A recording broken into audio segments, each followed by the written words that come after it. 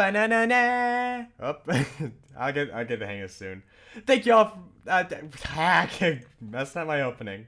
What's going on, everyone? My name is GamingNavi, and welcome to the next in a series of videos I'm enjoying, reacting to CloudConnection's Gen 3 Pokemon ranking video.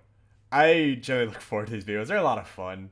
I never thought I'd be a reaction YouTuber, but hey, here I am now. Never thought I'd be a VTuber either. Anyways, with all that being said and all that being done, let's watch Cloud Connection and Dripson rating every up. Don't know what I did there. Don't know what I did there. Up. My camera's messing up on me. I just went, I died out there. Okay, so, that being said and done, let's get down to the video. I'm excited. Gotta get some actual hair out of my eyes. There we go. With a brand new handheld system hitting the market in 2001, it was inevitable that Pokemon would make the transition onto the Game Boy Advance. Hey Quinn, my day's been going well, good. An incredible success, and with a third one on the way, fans had more reasons to be excited than ever. By this point, the franchise already exploded in popularity around the world, with a highly watched anime series, countless amounts of merchandise, and even a few spin-off games by this point. While Pokemania had definitely died down quite a bit, Pokemon Ruby and Sapphire still found a huge audience, and you can count Dripson and myself among that crowd. You can count me among that crowd, because that was the first generation of Pokemon I ever played, and I was super happy that I did. I don't want to get the full details of how I got into Pokemon, but yeah, I started off Pokemon with a small copy of Pokemon Sapphire when I was a kid. It was because of that game that I am the Pokemon nerd I am today. I all started with Pokemon trading cards, then I got a game, and now I am completely, everything is Pokemon to me. So yeah, Gen 3 means a lot to me and has a lot of nostalgia for me, so that's why this matters a lot. While technically, our introduction to Pokemon was Pokemon Stadium, as well as the anime, Generation 3 was the first time we really got a taste for the series growing up. We owned Pokemon Ruby and Sapphire, and then later Emerald alongside Fire Red, and to say we were hooked would be an understatement. This was our opportunity to trade with each other and our friends, comparing our teams and laughing at the stupid nicknames we'd give our Pokemon, and for us, the series never really reached those heights again regarding its social aspects. Needless to say, we're both very nostalgic for Gen 3, and naturally, we were both very excited to get to these games for this rating series. We'll be rating all 135 Pokemon from Gen 3 on a scale from 1 to 10, based on factors like the Pokemon's design, usefulness in battle, typing, etc. Again, we're counting region-specific forms for the generation they're in. It's like what they always say at the beginning is practicality in battle and typing, but usually they just describe the design. Introduced not for the Pokemon's original generation, and other form differences only receive a separate rating if they're a fusion. And before the ratings begin, we actually have an announcement to make. We're going to be starting a live stream. Oh yeah, I remember that. Emerald over on my Twitch page, where I go through the game with Dripson handling Coco. Yeah, I think I watched some of that last year. Playthrough of Pokemon White or the July 23rd. Feel free to come by if you can. Anyway, let's move on to the ratings. Hey, Emmanuel. Trico is, okay, this is in my opinion the least best of the Hoenn starters, because it's a gecko. I like geckos, but this one's just not that great designed. And additionally, grass types, this is the one instance where I would look at a grass type and just say, yeah, you ain't immediately vibing. Like Chikorita was like super cute. Trico is just kind of there. I don't know. I do like Trico, don't get me wrong. But I think for once I'd say this is a grass type where immediately my vibe was different. Maybe it's just because I loved the other two so much that Trico just felt different. I don't know. It's an alright design. It's like a 6 out of 10 for me. Even though Trico is my least favorite of the Hoenn starters, it is still a very respectable creature, and I would not be ashamed. I like its evolutions better. Trico is a fine first starter pick, as it has just a little bit of sass that hasn't really been seen in other starters thus far. Now, I had some issues with the Trico design and its general existence. Grovyle absolutely is fantastic. I love Grovyle's design. It is a strong Pokemon. That is absolutely an 8 out of 10 Pokemon. Something I really like about the Trico line is how the middle evolution Grovyle looks like a natural evolution of its predecessor, escaping the trap so many middle Pokemon suffer from. I'm going to disappoint quite a few Mystery Dungeon fans here, but I think Grovyle is mostly just alright. At least it's different enough to not just be bigger Trico. That is true. I like Sceptile. Sceptile's nice. It loses the big red chest that, you know, the first two forms had, which kind of seems weird. But I still like its design. It has a giant tree for a tail. And I love its Mega Evolution. But, you know, we get to that later. When we get to Gen 6, which I can't wait to see.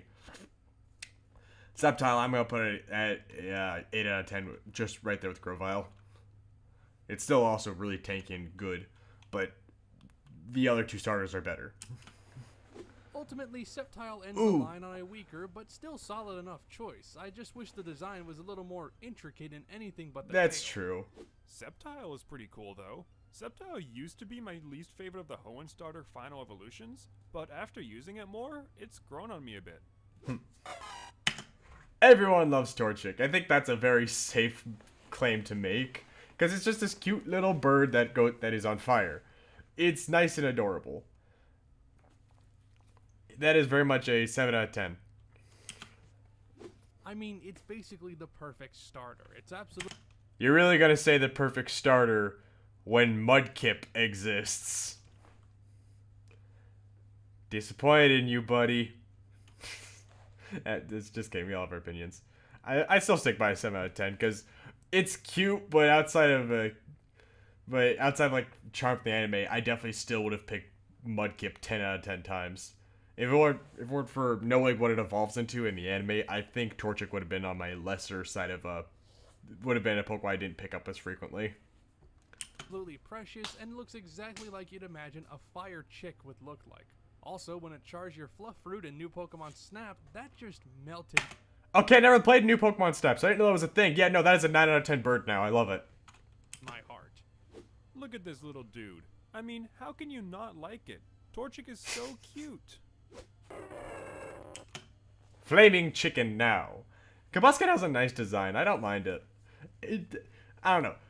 It pales in comparison to both its final and first form, in my opinion. I do like Torchic more than Kabuskin, but it's not a bad design either. It's alright. It's like a 7 out of 10.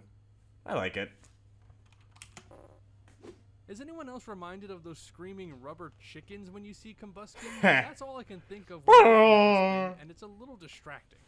Try to recreate the sound they make. Combuskin doesn't really do it for me. This sort of falls into that weird middle evolution trope. Blaziken is a fire design.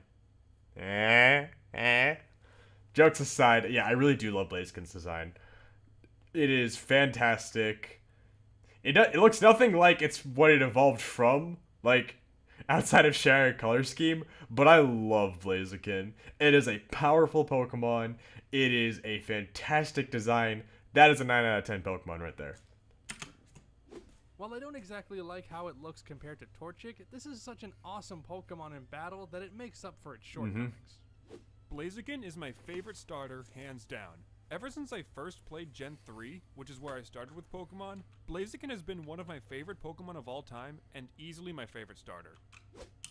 And Blaziken also started a trend of making fire types firefighting. And now we have Mudkip, who is a 10 out of 10 Pokemon, best boy. Look at him. Look at little Axol little buddy and tell me you wouldn't want him, alright?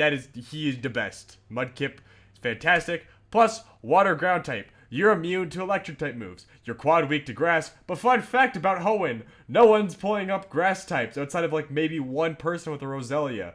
A Mudkip is a fantastic, it is not just fantastic, it is the best choice for any Gen 3 Nuzlocke. Alright?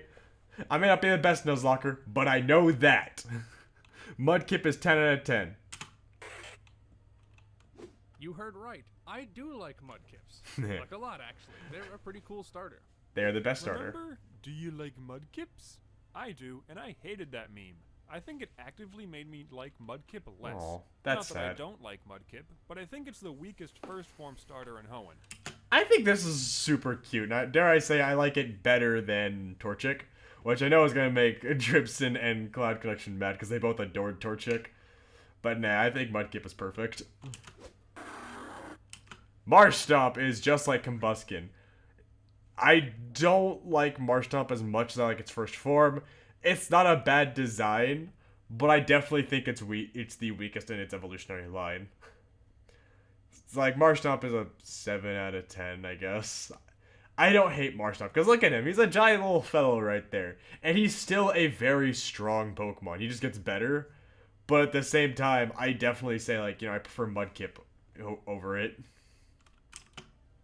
Love how happy Marshtomp is to be here. Just look at that smiling face. But anyway, another pretty solid middle starter Pokemon. And Marshtomp isn't any better at all, and is a Pokemon that handled the transition to 3D in Gen 6 with less than good results. Yeah. Now we have Swampert. And Swampert, I do love him. Like, he abandons any chance of trying to be cute or jolly just because Swampert is the epitome of, aren't you tired of being nice? Don't you want to go apeshit? He's not here to have a good time. He's here to show you why you should fear water ground types if you didn't already.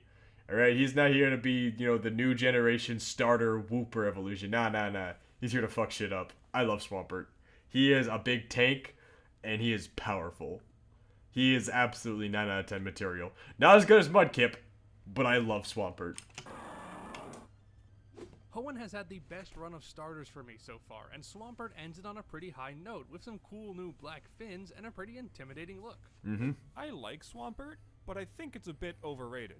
Like, yeah, it's strong and only weak to grass, which you never fight in any major battles, barring your rivals. Dripson calling me out for this entire Mudkip love. I also was just a really big fan of Mudkip as a kid, so a lot of my views on this might just be nostalgia talking. Grovyle. I love Poochyena.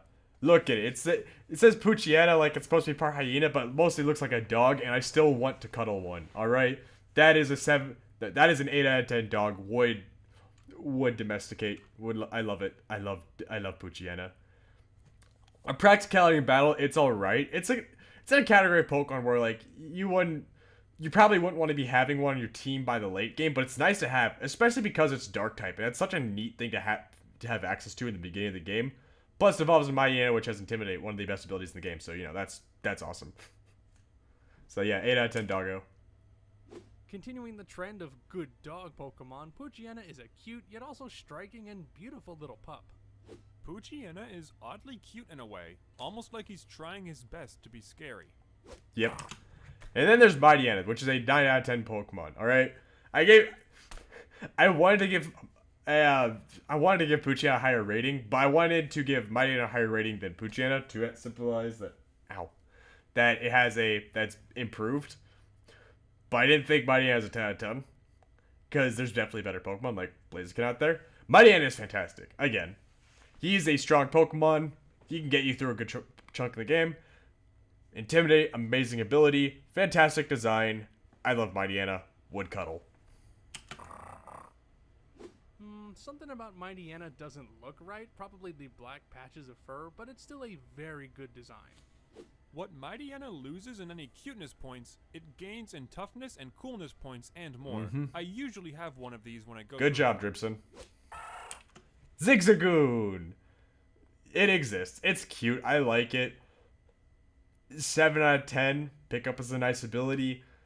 It's definitely not my favorite Zigzagoon. We'll get to that when we get to Sword and Shield. But it looks so nice. I mean, look at him. He looks so polite in this picture. He's like, yes, people are here. He's got his little paws up together. I love Zigzagoon. It's cute, but not a great Pokemon. Better than Rattata. Better than Sentret. It's like a 7 out of 10, maybe. Yeah, 7 out of 10. That sounds fair. It does look like you might puncture your hands on Zigzagoon's sharp fur, but that doesn't matter to me because I will give them all the pets. Zigzagoon is peak Route 1 normal type. He's just a little rascal and cute and perfect.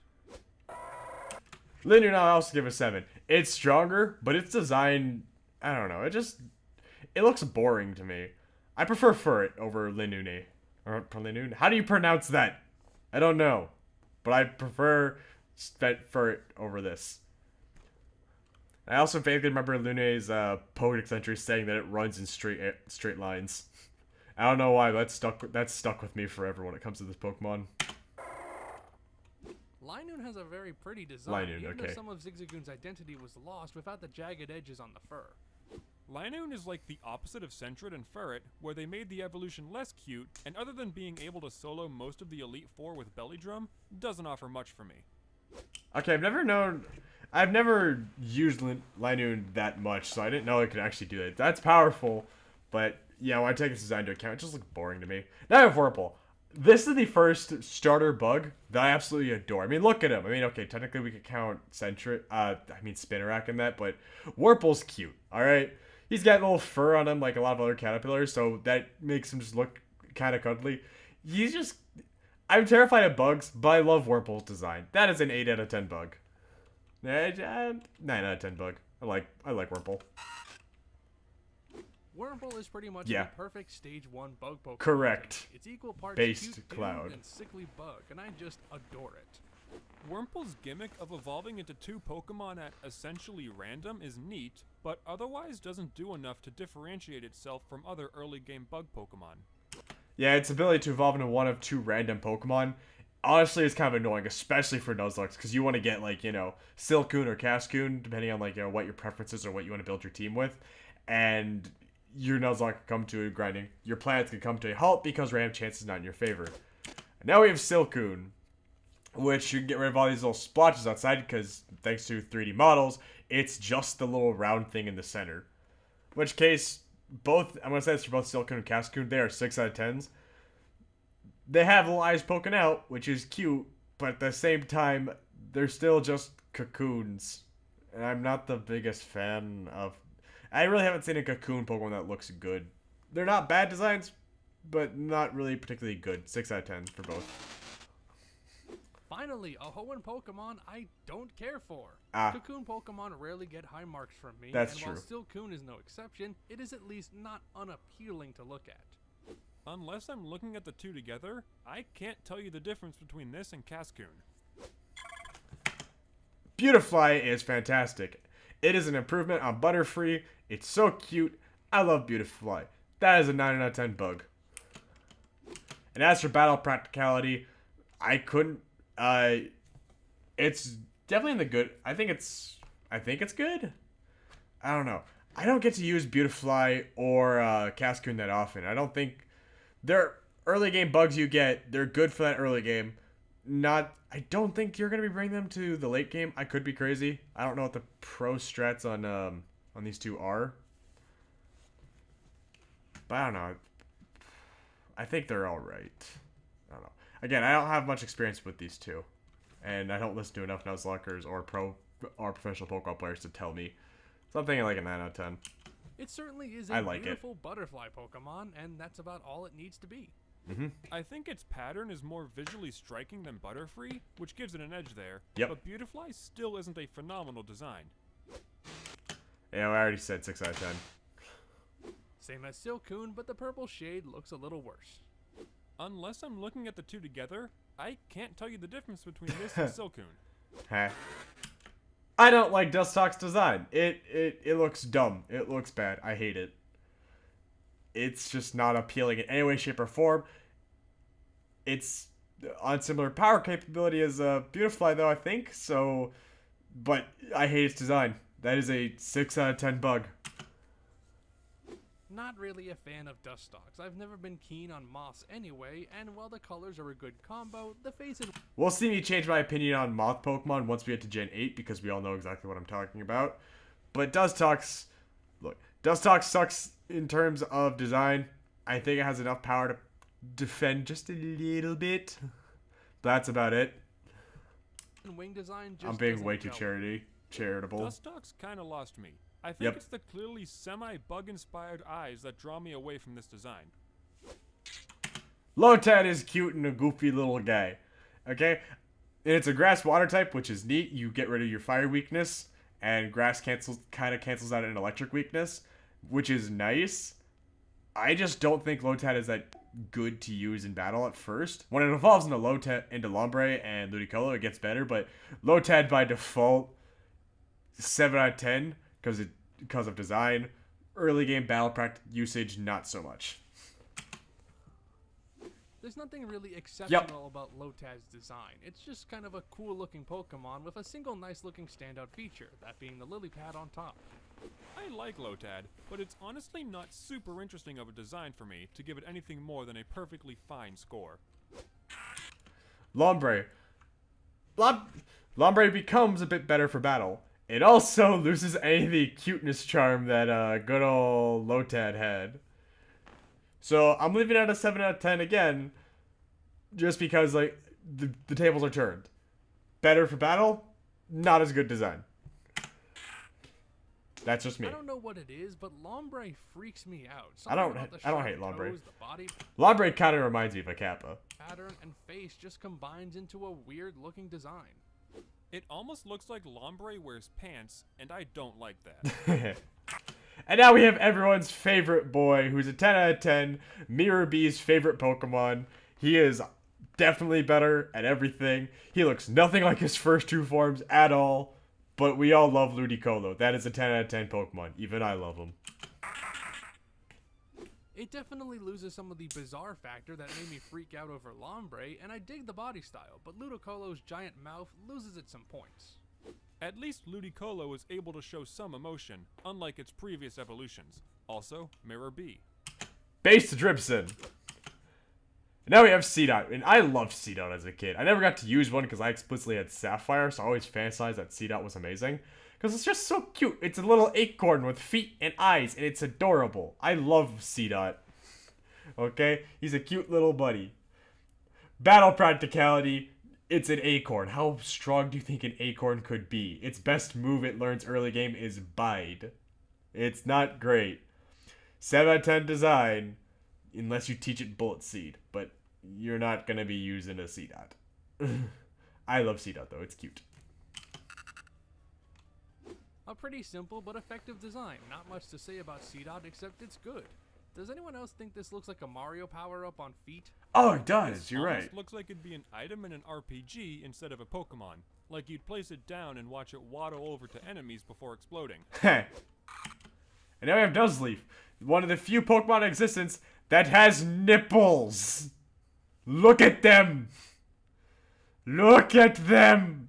And for that reason, Nuzleaf is a 5 out of 10.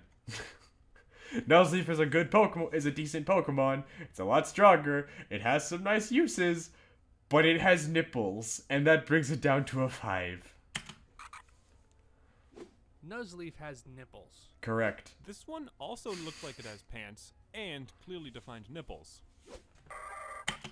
I like Shiftry. Shiftry looks cool. Shiftry gives me like, Jiraiya from Naruto vibes. If Jiraiya was a grass type ninja instead of a freaking toad ninja. I like Shiftry. That's like an 8 out of 10 Pokemon. And if you use your TM game and stuff correctly, Shiftry could be amazing to use. So that's an 8 out of 10 Pokemon. Shiftry is a very interesting design inspired by Tengu, but some of the body contours like the spherical shoulders and the Gator-like feet do bother me. I mean, I kinda like the Wind Guardian of the Forest design. Like it'd be an antagonist turned ally in a Studio Ghibli film. Tailow's cute. Taillow has a lot more charm than Pidgey does. It's not as good as Hoot Hoot, but I love it. That's an 8 out of 10 bird. As a kid, I thought Taillow was impossible to beat because I remember seeing the anime and the Poké Century stating that Taillows don't give up fights.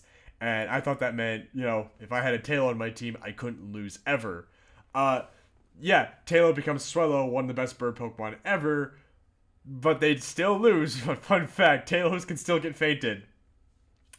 So, there's a lesson for us all to learn. That's an 8 out of 10 bird. I used to love Taillow, but I think I've mellowed out on the design over time. It's certainly a cute bird with some cool colors, but not exactly spectacular. Taillow is just a bird, but he's got that look like he knows he's tough. Swallow is fantastic. It's another simple design, but it's effective in being simple. That's a 9 out of 10 Pokemon. It's super strong. Like Staraptor, you watch people go to a Gen 3, you see people pick it up and you see them use it frequently because it is good. Swallow is fantastic. 9 out of 10 bird. Same thing with Swellow, but the plumage does look a little better here. Swellow is just a bigger Tailo, but it almost works in a way. And what are you gonna do about it in the face of a guts-boosted facade?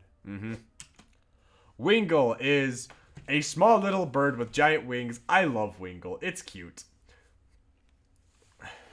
It's a 7 out of 10. I'd say it's an 8 out of 10 bird. It's just like Tailo. I like it.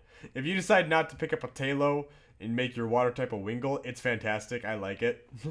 It's okay. Seriously, look at it. It's just a small little thing with giant wings and a long beak.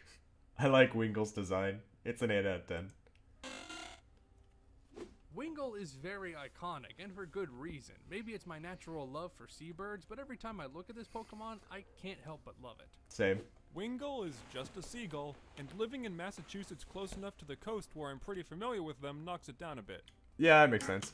Pelipper is a giant goofy bird that goes Pelipper in the anime, and I think it loses its charm. It's a 7 out of 10 bird. It's strong, so yeah, of course, you know, it's not horrible, but it just... I miss Wingull. It was cute. It looks a little strange, especially compared to its previous evolution, but Pelipper is a really great cartoonish representation of a pelican, so it works for me. Pelipper's funny looking, I guess, but I feel like it'd be too front heavy to fly. Like its entire beak is in front of its thin wings, and it has next to no body or tail behind it. I love Ralts. Ralts is cute. I have loved Ralts since I first picked up one in good old Pokemon Sapphire when I was fucking what? I was like 6? I don't know. Ever since I saw Wally catch a Ralts, I was super jealous and would explicitly go Ralts hunting because I love them. Look at them. They're so small, you just want to hug them. You want to hug the life out of them. I adore Ralts. Okay? Ralts is useless in battle. It doesn't learn any offensive moves until like level 10 where it learns Confusion. Even then, it's still not that great, but I love Ralts. Alright? Ralts is a good Pokemon. It is a 8 out of 10 Pokemon, just for the design. The battle practicality, it's horrible. Wait till and even then, its evolutionary line is glass cannons until our glass cannons, so they're hard to train. But take that into account. 8 out of 10. I really like Ralts. The mushroom-like body and contrasting colors really stick out, and its curious expression in the official art seals it for me. I'm not a fan of Ralts' design, since it looks like it got the worst bowl cut known to Pokemon. Ow. Kirlia is cute. I love Kirlia. It's a lot stronger, more practical to start using. It's got a nice little ballerina design to it. It's a nice Pokemon. 9 out of 10. The ballet dancer concept is fine and all, but Kirlia just gets too far away from what made Ralts appealing for me to really like it. Kirlia's better at least, having a face, arms, and legs. And then we have the waifu material. Gardevoir will fuck up your team and will fuck up the enemy team, destroy them, and will make them apologize. You don't mess with Gardevoir.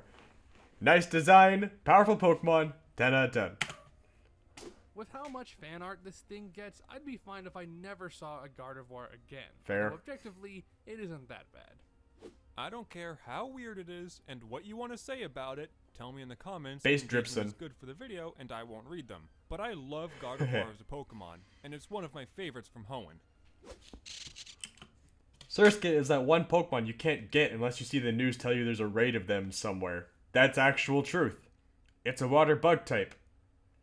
I have no good opinions on Surskit because it's just a Pokemon I see so infrequently in the game. So it's hard for me to actually like it. I mean, it's a design. It's like, what? 5 out of 10? I don't hate it, but it's just sort of there. Again, and since it's so hard to get your hands on, I can't give it anything higher than a 5. What a cute little fella. It Yeah, it's reminds me a cute, lot but of it's the impossible to Skeeters get. from Super Mario 64, and I always thought they were cool, so I quite like Surskit.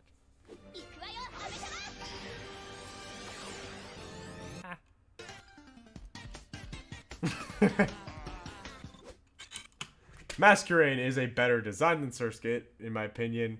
And of course, it gets a bit stronger, go figure. But it's still held back for me by the fact that it's impossible to use because you don't get Surskit that often. So, 6 out of 10. Good Except design, for the though. face, I don't really get what makes this an evolution of Surskit, but Masquerain still looks pretty nice. Masquerain is such an interesting design that I wish I could use an emerald. Almost as cool as Scyther, but not quite. Shroomish. I love this little mushroom Pokemon. It's so cute. If you Photoshop its face to be upside down, it looks like it knows a little secret. It looks like it's got angry eyebrows. It's smirking like it knows your secrets. I love them. They learn Spore, which is a useful move. They become Breloom, which is a grass fighting type, which is nice to have in that early game. Shroomish is a fantastic Pokemon. That is a 7 out of 10. This is a Goomba. I'm not a big fan of Shroomish, and it kind Aw. of reminds me of an early game RPG enemy. But Poor Shroomish. I do like the gif where someone Yeah. spins his face Okay, I was just talking about that. around into a smug smirk. Breloom is cute. I love it. I don't know why, but I find it just adorable. I love Breloom. Would hug. 7 out of 10. I didn't realize it until making this video, but Breloom freaking rules. It has such a cool design that could only be improved by giving it arms worth a damn. Breloom is a much better design than Shroomish, and feels more like a Pokemon than a standard JRPG enemy. That's a sloth. I have nothing to say on it. It's a sloth indeed. 6 out of 10. He's alright. You tell him he's a 6 out of 10, he's like, yeah, that makes sense. I do like Slackoth though.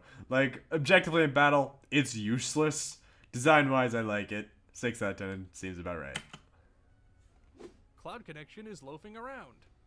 Slackoth is an absolute mood. Yep. Vigoroth is strong. It is active as hell. I love Vigoroth. Alright, that is an 8 out of 10 Pokemon. I love Vigoroth. He's done sleeping. He got his 8 hours. He's awake and ready to tackle the day. According to some Pokedex descriptions, this Pokemon is always hungry, and I've never related to a Pokemon harder than that. Vigoroth is such a diversion from Slackoth and Slaking that I think kinda works, and is still a worthwhile pickup if you decide you don't want to evolve it into Slaking. Yeah. Now we have Slacking. One of the highest attack stat Pokemon that isn't legendary that you can get. Heck, I think it actually does outclass a lot of legendaries. At the caveat of having a 50-50 on whether or not words. Slacking is a Pokemon that has one of the highest attack stats in the game, but every other turn it will slack off. It is a powerful son of a bitch that can murder an enemy team, but that whole every other turn thing can be a bit of a downgrade depending on your point of view. I typically will just get Vigoroth and stick with that, but Slacking is still fantastic. Design-wise, it's alright. It's got man boobs, you can tell. Those aren't pecs, those are man boobs. And it's staring there looking at you like, yeah, you know what these are, buddy. Alright? Slacking is a 7 out of... It's on par with Vigoroth. I think, but I still prefer Vigoroth. It's an 8 out of 10. Cloud Connection is loafing around. Heh. Slaking is pretty funny, both design-wise and gameplay-wise, but ultimately falls a bit flat for me with its fairly boring appearance for a final evolution.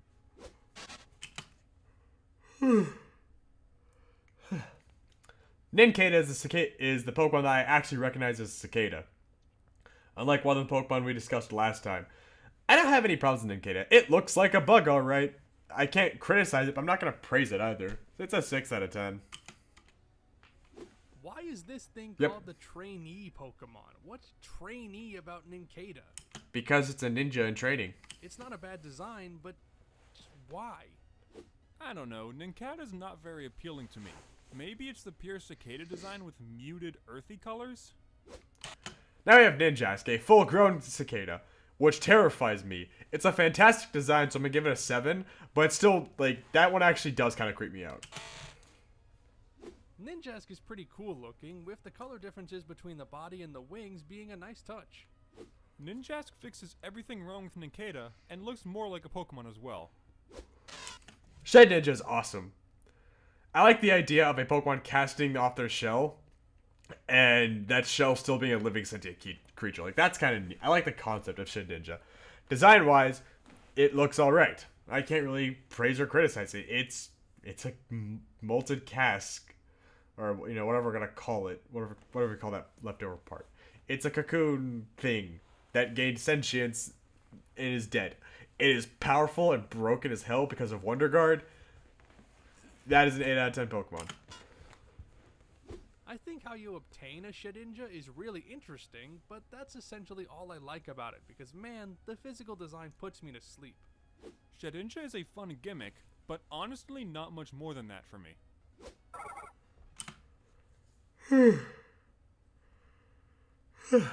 Sorry, I feel so tired, everyone. Anyways, Whismur. I don't like Whismur's design. It's a little dude. But they said this for friggin' Chinchou last time, but the eyes are weird. With the whole weird pluses. Like, I praised Chinchou for it. Whismur, I don't know. It doesn't fit on Whismur. So Whismur is like a 5 out of 10. Another fairly generic cute spheroid Pokemon. The colors are nice, but the eye design does annoy me. Mm-hmm. I think it's the eyes, but I'm really not a fan of Whismur. Sorry, being tired. Loudred. Loud and obnoxious. It gets stronger and is a bit more practical to be carrying around right now. The fact that its teeth are all flat just kind of, I don't know, something about that bothers me.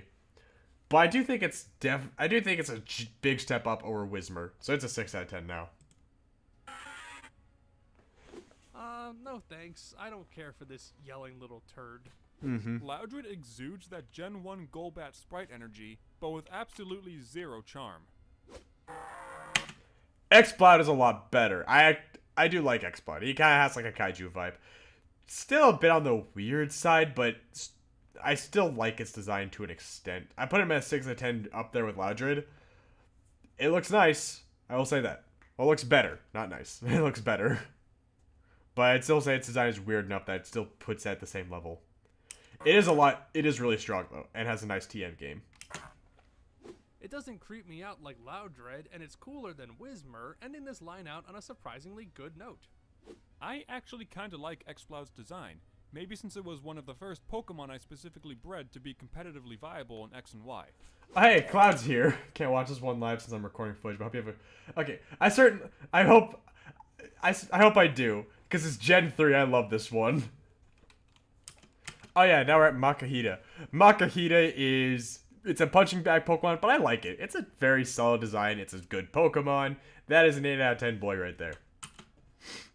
Not a bad design by any means, but damn if Makuhita doesn't look like a Kirby enemy. Kinda cute, but otherwise unmemorable. I think you comparing it to a Kirby enemy just makes it really sells it up for me right now. I think that's, yeah, it confirms me right here. 8 out of 10 design. I'm not a huge fan of Makuhita. I may just not be a fan of non-eye-shaped eyes in Pokemon. Hariyama's a giant sumo. It's friggin' E-Honda of Pokemon. It's strong. It got me and my brother through a good chunk of Sapphire and Emerald when we were kids. So I have a lot of nostalgia for Hariyama. That is an 8 out of 10 Pokemon. Never been a fan of Hariyama. It's a little bit too anime fighter for me, if you get my drift. Hariyama's better, at least, and more visually striking. This was also the first shiny Pokemon I ever got legitimately. Nice. I love Azurill. It's so cute. It always looks like it wants to cry, so I always feel bad. As a kid playing Sapphire, I always wanted an Azurill, but I never knew how to get one. And it always made me like that was my biggest pet peeve as a kid, not knowing how to get an Azurill. That it's horrible to use because it's not Meryl yet, but it's so cute. So I'm putting it at a 6 because its practicality is god awful. But god damn it, it's so cute. And then it gets fairy typing later, and that helps it a little bit. And it also, by that time, Azrael's constantly portrays like happier and whatnot. Why is Azuriel so sad in the official artwork? Anyway, it's basically a smaller Meryl, but Meryl is amazing, so Azuriel gets a lot of points from me. I just take off points for practicality. Azurill, but it's still a baby Pokemon, and I don't like that. Dripsit hates babies. Nosepass. I hate Nosepass. I'm just gonna say that. Nosepass is a 2 out of 10. It's just a rock with a nose and some eyes. I don't like Nosepass. It's so dumb. Like, we've had Pokemon that were just rocks in the past. We had Geodude, and I didn't hate that. I don't know what it is, but Nosepass I just don't like. And then, God, once we get to Gen 4, we're going to deal with Probopass, and I hate Probopass. Adding a freaking mustache does not fix your design, alright? Nosepass is stupid. 2 out of 10. I can't believe they based a Pokemon on Squidward's house. Ha! I think Nosepass is a little funny looking at least. Skitty is adorable and I love it. One of the best cat Pokemon ever. Holy shit, is cute. It's alright in terms of usefulness. I love it though. It's cute. It's cute enough it makes up for that. It is an 8 out of 10 cat. Cute. And that's all I've really got to say. Yep. When I played through Alpha Sapphire, I kept one of these on my team up until I caught Kyogre. I don't know why I kept it all the way, but that game's credit scene showed my Skitty in epic combat with Kyogre. It was entertaining for 2 seconds. Delcatty is an improvement on Skitty. I kind of want to give it the same rating, because while it's an improvement, I don't know, I feel like they both just go in the same tier. I can't specify why. I do love Delcatty as well. 8 out of 10. Pokemon like Delcatty exemplify good Pokemon design for me. A recognizable creature Oh, that it's has enough I always pronounce it fantastical Delcatty. elements to stand out, and that give you a full picture. Was of I what kind pronouncing of it wrong? Pokemon Weird. is. Ever since I was told that Delcatty is wearing one of those pillows you get for airplanes to sleep in your seat, I've liked this Pokemon just a bit more. Ghost type! Love him! 10 out of 10 for being Ghost type. As for its design, it's a Ghost Dark type, so it's a lot harder to kill. It has no weaknesses. Is 10 out of 10 because he's a little trickster motherfucker who can be really annoying to handle depending on how professionally you build him. 10 out of 10, he has diamonds for eyes. This little imp right here is one of the best Pokemon ever. I love Sableye. 10 out of 10 Pokemon. Dripson told me a few days before I wrote this script that Sableye has a ruby, sapphire, and emerald on its torso, and damn, that is way too on the nose for even this gremlin-ass motherfucker. This little goblin is just one of the more eerie designs in all of Pokemon. I'd rather see a Gengar in a haunted alley than this thing. I love Mawile. Mawile in Gen 3 sucks because its despite being a steel type, its defenses suck. But it gets fairy typing later and gets infinitely better, and it's a lot more useful. It's definitely... I also just love its design. You got this cute little girl-like thing over here. Then you have this ferocious mouth. I love Mawile. It is a fantastic design. Knowing me as a kid, if I had played Ruby instead, this probably would have been one of my favorite Pokemon ever. I like Mawile. It is... I want to say 8 out of 10. Because Gen 3, OG, it was not useful. But by mod standard, it is. It gets Mega Evolution. It's a lot more practical. That is an 8 out of 10 Pokemon. I don't know why, but Mawile has always stuck out as a badass design. It's a cool idea, a great pose and body shape, and it just looks vicious. Yeah. I kind of like the Mawile kind of looks like one of those, punks in a high school manga who, absolutely is part of a gang and whatnot. I think that might be why. design in a weird way. It's one of those asymmetrical designs that isn't too egregious. Aaron is cute. I like it. Aaron. I don't know how to pronounce it, but I think it's cute. It's a nice little buddy, and you just... it weighs as much as a bus, despite how small it is, but you just love him. Because it's got these giant affectionate eyes, and it eats metal, and it is cute. That is a 7 out of 10 buddy. Aeron is a cute little dude, something Yep. very rare for steel types. Although, does anyone else think its abdomen looks like an ocarina? Oh, it kind of does. Aeron is, for some reason, a cute steel type, and I kind of like it. 8 out of 10 steel type. What it loses in being cute, it starts getting really ferocious and amazing. It looks like a steel type Rhydon, or Rhyhorn, and I love that. That is an 8 out of 10 buddy. It's not a bad design, but Lairon just looks a little bit too much like a spotted Rhyhorn to me. Lairon kind of loses me a bit, and it's almost as if Aeron was just bigger. Okay, this is definitely the nostalgia talking. I like Lyron more than Rhyhorn. Oh, Rhyhorn. So I still stick by my 8 out of 10. I had one of these in my freaking Sapphire Nuzlocke. I named him Mechagodzilla, and he was amazing. All right, that is another 10 out of 10 kaiju Pokemon. Highly recommend using them. Also, they level mountains. They're amazing. I think that's what they say in the Pokedex entries, right? Hold on, I gotta go double check that now. Give me like 5 seconds. Aggron Pokedex entry. Aggron. I'm gonna go check Bulbapedia. Okay, where is the Pokedex entries? Learn set, stats, held items, game data, Pokedex entries. See, Aggron claims an entire mountain as its territory. It mercilessly beats up anything that violates its environment. This Pokemon vigilantly patrols its territory at all times. And Aggron is surprisingly protective of its environment. If its mountain is ravaged by a landslide or a fire, this Pokemon will haul topsoil to the area, plant trees, and beautifully restore its own territory. Aggron is a good Pokemon. Alright, Aggron out here saving the rainforest. 10 out of 10, buddy. The predominantly gray colors are a bit much for me, but otherwise Aggron is a very cool design. And has a Mega Evolution, which is fantastic. My man Aggron. This hulking beast of a Pokemon is almost always in my teams whenever available. I don't like Meditite.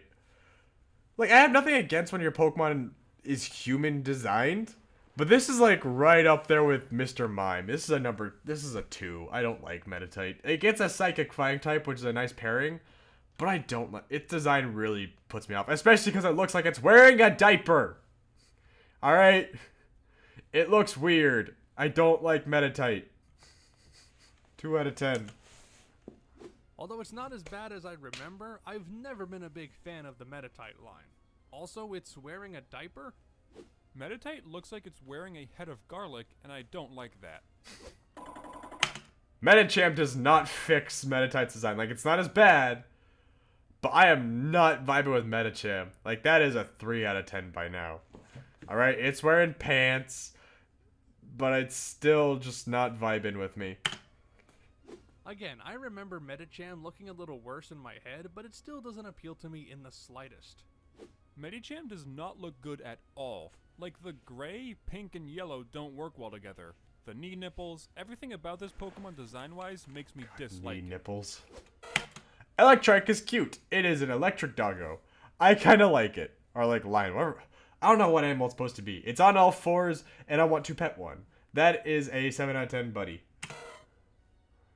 Electrike is another fairly simple but still very charming design, and the predominantly green pattern makes it stand out against electric types. He's just a little dog, but he's clearly got some anger issues to work out. Manectric, I'd say, is an 8 out of 10. I like it. I think its design is a lot better than Electrike for some reason. I like it. It's a lot better. I think it can get Intimidate for an ability, if my memory is correct. I could be wrong on that. But I like Manectric. It's good. 8 out of 10. While the yellow and blue color contrast looks very nice, the shape of Manectric's yellow tufts of fur just look off to me. He's just a big dog. Yep. And he worked out those anger issues. Bustle and Minun, I'm giving them both the same rating of 7. They are both really cute, and actually, no, I'll give... Never mind. They're not getting the same rating. Bustle gets a 7. Minun, I'll get to when we get there, but Bustle is... As a ground rule for both of them, they're both really cute and have solid designs. And they're both kind of alright to use. Plusle, but I prefer Minun. And you'll see by how much I prefer Minun. 7 out of 10 for Plusle. What if Pichu cosplayed as a battery? The obligatory single-stage evolution electric-type rodent. Minun is better. I think the blue looks better, the negative charge is better. And additionally... my Pokemon Sapphire Nuzlocke, I had a shiny Minun that I named Shiny Child, and because it was shiny, I could catch it regardless of what my encounter. And that Minun took me to the Elite Four. It killed Kyogre, and it died fighting Glacia's Walrein. That Minun was amazing. It had freaking sea salts on it. It had the smelling salt, whatever. It had some It had some perfume on it that lowered my opponent's accuracy. I taught it double team, so it would be impossible to hit. That thing knew who a freaking it was good. It was a really useful Minun. It knew Thunder and Thunderbolt and double team. It was shiny, got me all the way to the Elite Four. It killed Kyogre. Minun is a 10 out of 10, just by my experience alone. The same, but blue. and negative. Wait, there's two of them? Volbeat is a ladybug, I think. I don't know. I don't like Volbeat or its partner Elusime or whatever the frick it's called. They're both 5 out of 10s. I'm just gonna say that right here. Volbeat is a strange creature, but I like it quite a bit. That red band around its neck in particular looks pretty cool. You'd think that the Firefly Pokemon would be part electric, right? Oh, it's a firefly. The same, but actually quite a few small differences this time. Never mind. Wait, there's two of these as well? And this one also isn't an electric type? I love Roselia. Canonically, that thing is tiny as hell, but it's cute. I like it. If you insist on having a grass type on your team and you didn't pick Trico, Roselia is a really fine Pokemon to pick up. And it gets better when we get to Gen 4. That is a 7 out of 10. Roselia is a very beautiful Pokemon, as you'd expect from one based on flowers, with its spiky crown being a nice touch as well. I had heard from somewhere that the move Sweet Scent increased the odds of finding a shiny Pokemon, so I would stand in the Route 117 grass with my newly caught Roselia, spamming the move in hopes of encountering a shiny. It didn't work after like 30 tries, so I gave up, and the move doesn't even increase shiny odds. Coming back from my Sapphire Nuzlocke, it's D's! Gulpin is a really dumb design. It's so goofy, I love it. It's a 7 out of 10.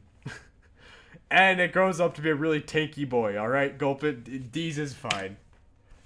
I used to hate Gulpin and Swalot, like, a lot. But after that Nuzlocke, I've gained a really big appreciation for its evolution. Alright, it is... I put both of them at 7 out of 10. Gulpin's hand looks like a ball sack. Aww. I'm not a fan of Gulpin at all. It's pretty much a nondescript green orb with the same design for its hands as its lips. Oof.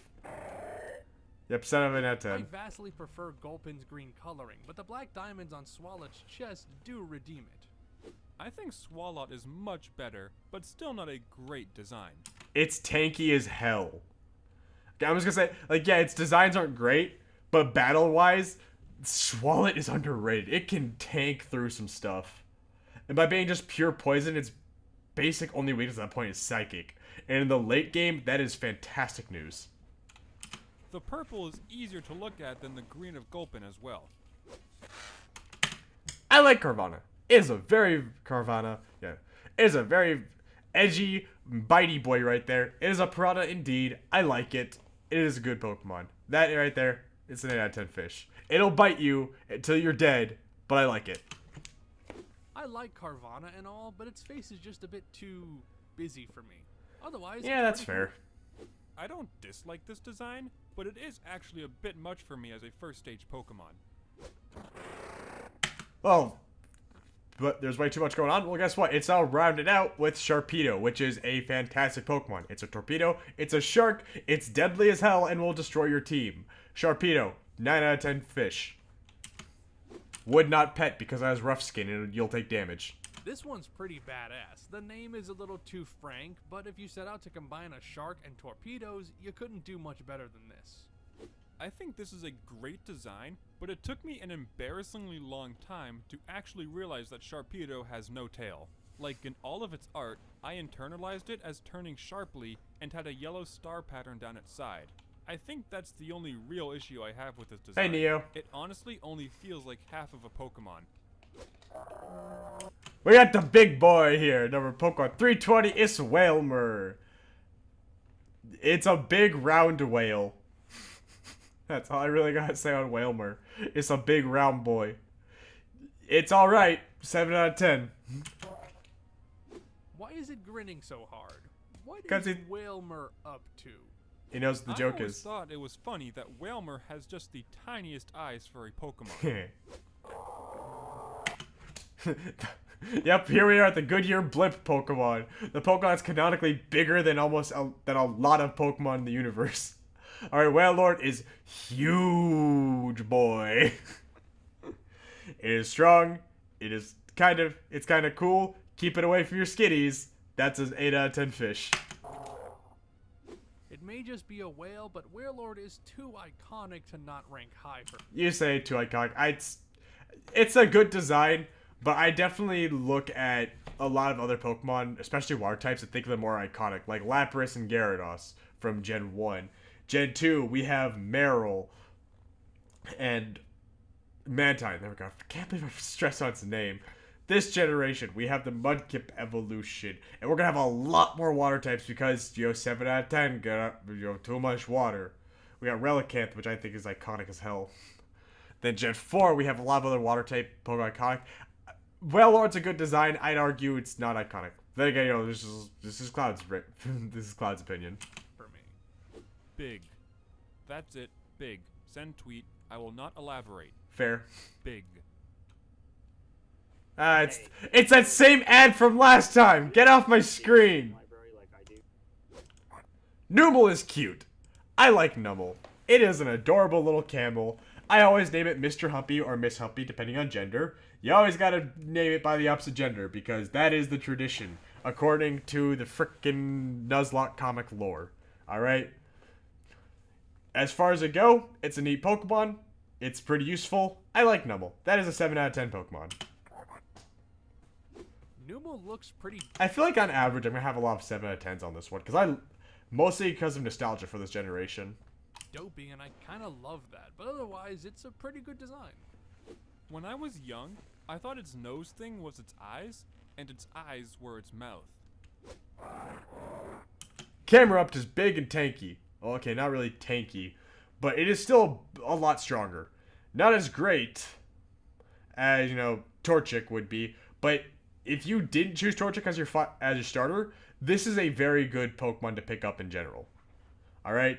Torkoal is better, but you know what? Between the Slugma evolution and Numel evolution, you can't go wrong with Numel and Camerupt. So this is another 7 out of 10. There's a lot I don't understand about Camerupt. Poor Camerupt. What's up with those face tufts, and why does it have 3 zeros on its side? I don't get it. Actually, quite the improvement over Numel. Camerupt Base is a Dripson. design that has grown on me significantly over the years. I love this tortoise Pokemon. It is a good boy. Alright, giant tortoise. It has a Dutch oven for a body, or a little volcano. Torkoal is my best pal. Alright, I love him. I absolutely would have...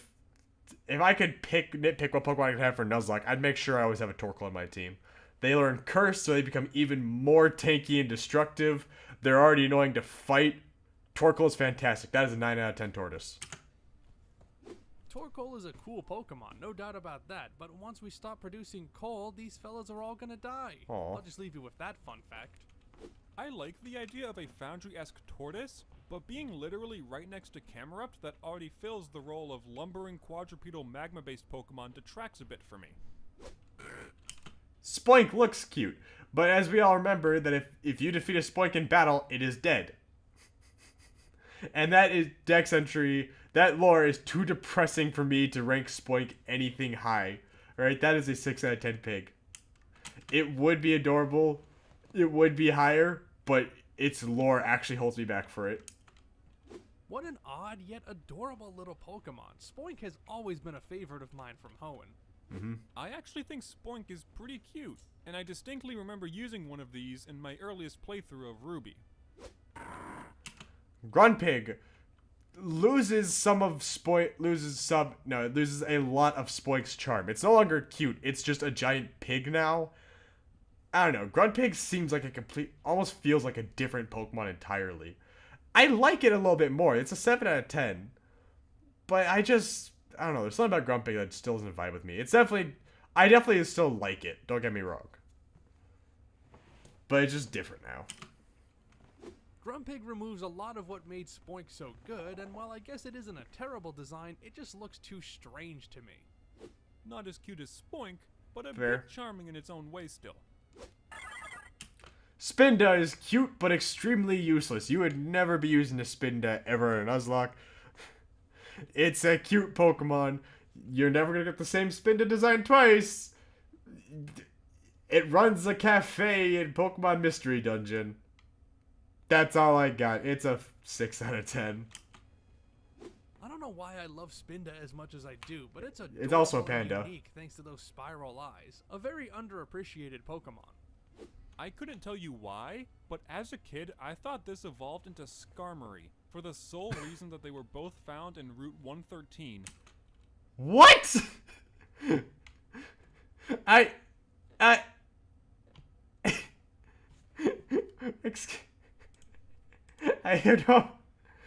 don't. What is happening? Dripson, my boy, what? Dripson, excuse me, would you like to elaborate what the fuck you're talking about here? How did you come to that conclusion? What the heck? I'm sorry. I just really... Dripson... You look at a panda, it's like, ah yes, that evolves into a giant metal bird.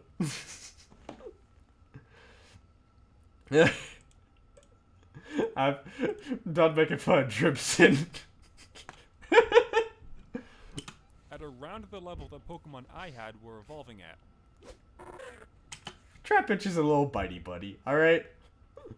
I never vibed to Trapinch as a kid, but as an adult, I just kind of look at it as like, oh yeah, that's a little guy. 6 out of 10. And it becomes friggin' Flygon but later, so 6 out of 10, I keep by that. Trapinch is very cute, but the rounded body shape doesn't Laughed really so hard drive my me. jaw hurts now. Trapinch is surprisingly cute. I think it's the eyes. Vibrava. It looks like it's a good Pokemon. I feel like every Pokemon in the Trapinch evolution could stand out as its own individual Pokemon. Vibrava, I put it at a 7 out of 10 because it's a neat little... It doesn't look much like its previous evolution, but it's definitely not a bad design. I dare I say I think it's better than Trapinch. And it's slowly building up a vibe of what Flygon will be like. Insert vibrator joke here. So Vibrava is a very beautiful Pokemon that I could have sworn was a bug type, but whatever. Wait, it's not? Not That's a surprising. huge fan. And how does Trapinch evolve into this? Flygon is an excellently designed Pokemon, and I've always wanted to use one. You have no idea how mad I was when I got to the desert in my Gen 3 Nuzlocke, and I didn't encounter a Trapinch. I encountered like a Sandshrew. I really wanted Flygon on my team. Fun fact, I was already determined to nickname a Pokemon after Wolf KO Son. I was determined like, okay, I knew I was going to name it after my fossil Pokemon, depending on whether or not I caught a Trapinch or not. If I caught Trapinch, I was going to name that Wolf KO Son and then make my fossil Pokemon Lilleep and name that Glover just for the joke. But when I caught a freaking Sandshrew, I was really sad and disappointed. So I ended up nicknaming my Armaldo Wolf KO Son. So fun fact about my Nuzlocke, that was like the one thing I was planning out in advance and didn't happen. Flygon's a Pokemon I would love to use. So maybe in my hopes for my randomized Nuzlocke future, I can get a randomized Flygon. Even more beautiful than Vibrava, Yeah, 9 out of 10. Flygon is a bona fide gem of a Pokemon. Flygon is great, but I don't think it's as amazing as a lot of other people may say. Do I think it deserved a Mega Evolution? Sure. Am I disappointed it didn't get one? I didn't lose any sleep over it. I love Cacnea. Cacnea is a Pokemon that's just... I love him. He's a little cactus little guy. Look at him. He's even got a little crown around him. He's so cute. And they have really... It and its evolution Cacturne have really haunting Pokedex entries. I love them. Both of them are 8 out of 10s. Perhaps a little too abstract as a cactus Pokemon, but I still like Cacnea quite a bit. Because, look... I don't want to be interrupting Cloud by ignoring what he's saying, but look at me. At first he's a little cactus fruit, and then he grows up to a full-grown cacti. He's just adorable. I love him. I don't like how this thing looks. Aw. I like the idea of a cactus grass-type Pokemon, though. I get that it's supposed to emulate a scarecrow, but something about Cacturne's pose scares the bejesus out of me. It's T-posing you. It'll T-pose until you're dead. Alright? Cacturne is awesome. 8 out of 10. It's not a stellar design, but Base the Dripson. scarecrow/cactus design almost kind of fits for me. It's a bit too plain, though. Swablu is cute and will land on your head like it's a hat. Like it is a hat. Swablu is nice. I like it. That is a 7 out of 10 bird. Adorable little bird blob with the cloud-like wings, especially making this a top-tier. No, Cloud's right. 9 out of 10. I changed my rating. It's just a little small bird. Nothing really interesting about it. The cloud No wings real and it being patterns a or hat are design better, here. Dripson. Altaria! I'm putting that in 9 as well. It's infinitely better than frickin' than Swablu, but at the same time, have you seen a picture of a wet Altaria? I don't like it. And that image alone has ruined Altaria for me. But having a dragon type that easily accessible is fantastic. So for that reason, I like Altaria. 9 out of 10. Altaria is a majestic, beautiful Pokemon that doesn't get nearly enough love. Easy 10 for sure.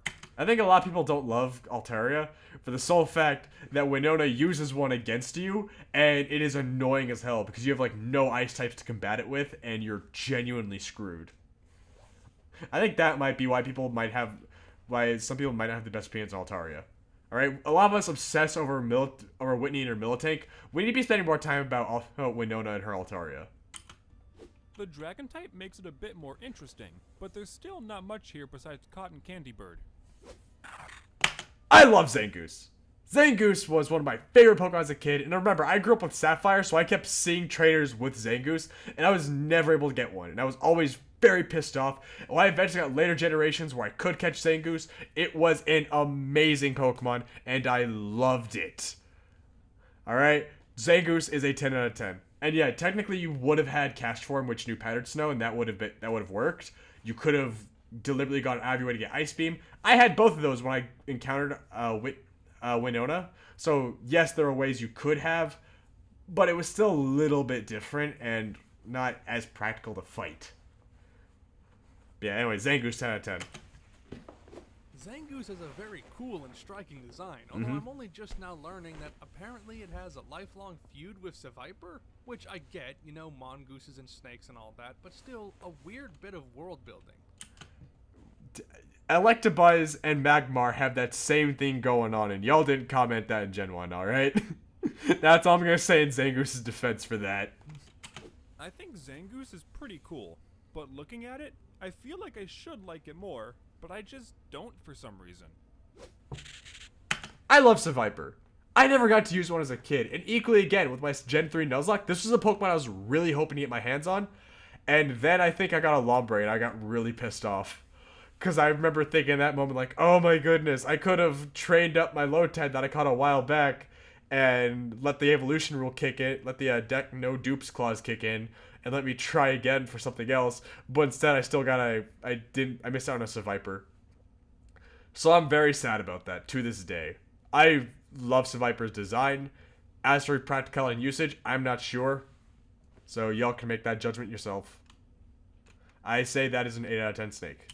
And infinitely better than Ekans and Arbok ever will be, alright? Heck no, I changed my mind. That's an 9 out of 10 snake. A pretty decent snake design all told, but Seviper's razor-sharp tail actually looks pretty badass. I think Seviper is pretty cool, and is very distinct from Arbok, which is nice. Lunatone is a rock in the shape of a moon. I thought it looked really cool as a kid. As an adult, I got a question. What's with the beak? Why does it have a beak? 7 out of 10. Stone and Psychic type is a really good pairing, though. It's bulky and can deal a lot of damage. It's nice. Never really cared for these two, but I guess Lunatone isn't a bad Pokemon. I don't really dig this design. I guess I prefer this to Solrock, since I think the crescent moon is more interesting than a full sphere shape. I would agree with Dripson on that, but again, like I said, it's the beak holds it back, and I generally think I prefer Solrock because of that. Yeah, see, Solrock it's in the shape of a sun, and it looks a lot more rocky and rough in comparison. It's also a lot more, it's also really powerful. So it's a nice Pokemon to have and use. I don't know. The beak makes it stand out. I mean, that's just you. I think Solrock kind of looks a bit better, in my opinion, just because the beak is weird on Solrock. I mean, Lunatone. I gave what? Lunatone a 6. I'll give Solrock a 7. Well, I guess it's an effective design for a rock that looks like a sun, but, you know, eh. Yeah, I don't really like this design at all. Ooh. Maybe this could have been Rock Fire and Lunatone could have been Rock Dark, though that would give Lunatone a clear advantage given that they're supposed to be counterparts to each other. Well, that would also mean that Lunatone is quad weak to fighting type moves then. So I'll just say that. Barboach. That's a Pokemon I kept seeing trainers pull up against me in battles, and I never knew how to get one. It's a water ground type. It's basically you didn't get Mudkip. You didn't start off with Mudkip. This is what you get. This is, Mom, can we have Mudkip? Sorry, honey, we have Mudkip at home, and then it's fucking Barboach. Alright, I want Wooper. Be like, I want Mudkip. Hip, sorry, we have a water ground type at home. Do we have Wooper? No, we have something else. It's Barboach. Barboach really is just bottom of the barrel in my eyes. So that's like a 4 out of 10. No, 3 out of 10. Not much to really say about Barboach, but the light blue, gray, and black colors are really cool. It's a nice color scheme, Barboach but designs doesn't I don't really do like. it for me. Well, design I don't like. Wishcash is bigger. It's goofier. It's got a smile. It's like a catfish design. I kind of like it better, but not too much. This one's a 4 out of 10 for me. Barboach is still a 3 out of 10. This guy's such a big derp, and I love it. Wishcash gets a good score from... I also hate Wishcash because you see a Master Ball a grand total of 1 time in the entire anime. It's by a guy trying to catch a Wishcash. He throws it, and the Wishcash eats the Master Ball. So, fuck Wishcash. Me, just from the face alone. Whiscash is a bit funny looking at least, and gives off a bit of friend vibes, like a little bit of Slowbro. I love Corphish. It is a cute little lobster crawfish design. It's a good boy. I also had one in my Sapphire Nuzlocke. I named it Baltan after the iconic Ultraman Kaiju. I love Corphish. That is a 8 out of 10 fish. What I love most about Corphish is how it looks like it's constantly raising its arms like it's always excited. Such a fun little dork. Okay, what's the difference between this and Krabby? They're both red and tan crustaceans that evolve into forms with overly sized pincers. One is a crab and the other is a crawfish. There's your difference. Or a lobster, depending on what you want to call it. I think it's supposed to be a crawfish, though. Crawdont is bigger. It is red this time instead of orange. It's got a star on its forehead. And it's now got dark typing. It is a bigger, more powerful Pokemon. And dare I say, it's one of the more iconic water types of this generation. I love Crawdont. That is a fantastic 9 out of 10 fish. Well, crustacean. Okay, I legitimately don't remember ever seeing this Pokemon before, and Aw. it kind of terrifies me. It looks like Corphish grew up, put a star on its head for some reason, and did a lot of drugs, because those eyes are... something. Crawdont is better at least, and I do quite like its design. It's just a shame it has to share its water dark typing this generation with Sharpedo. Oh yeah. Baltoy, it's like a clay doll. I got nothing else to say. It's a psychic ground type, which is nice. I don't see myself using it. Lore, it looks like a Pokemon that was designed to have really cool lore, but you just passed over it because you already had a Gardevoir. Alright, that's Baltoy in my eyes. Or maybe, did I get that instead of friggin' Trapinch? I don't remember. It's an alright design. It's not bad. It's a 5 out of 10. It's fine. Nope, not a fan of this one. It's somehow too simple, but has a lot going on, and I don't like it. Claydol. It looks like an idol you would find buried up in a dig site that people would have worshipped. It looks like some eldritch abomination, and I hate it. 4 out of 10. I don't know why. Claydol is really strong, though, so never mind. It's a 6 out of 10 now. For battle practicality, it gets better, but I still don't like his design. But I really love Claydol's design. It's very mysterious and just looks like it has a history to it, which is what I think they were going for with this and Baltoy. At least Claydol is more visually interesting than Baltoy, but I'm still not big on this one. Laleep.